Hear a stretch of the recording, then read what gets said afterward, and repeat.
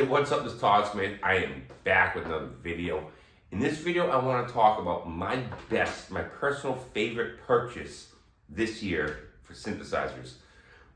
Now, the funny thing is all my purchases came within the last 2 months of the year, so I was force-fed a bunch of gear at the same time.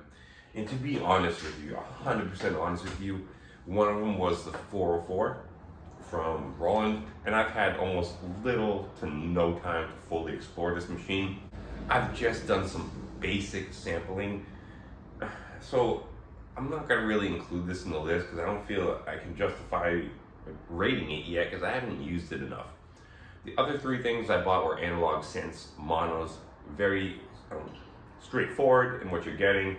So I'm going to put those on the chopping block, and maybe we'll get back to this one later and I'll do my own little personal video on it later on down the road as I have more time to explore.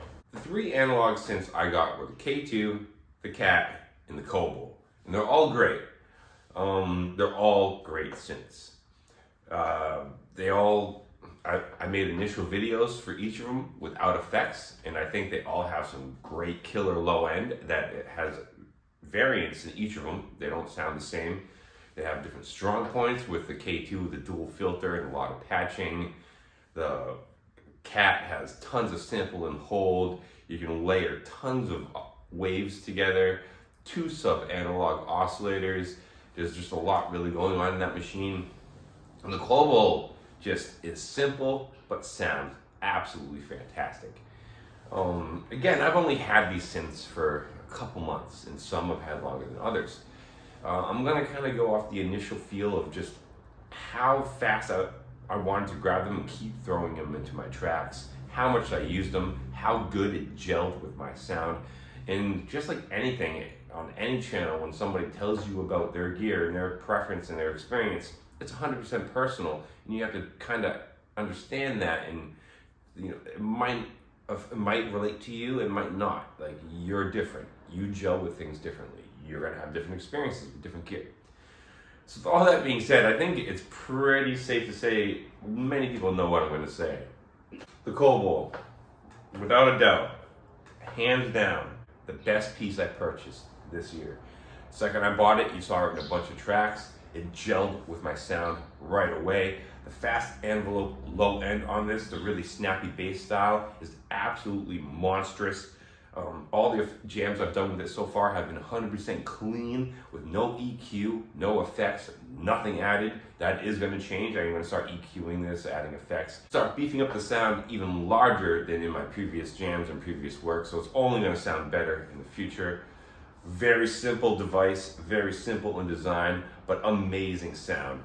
In terms of bang for the buck, it's hard to compete with this thing and what Behringer's just launching overall. Again, I love the K2 and I love the Cat, but this one just, if I had to choose one out of the three to keep, it would most likely be this one.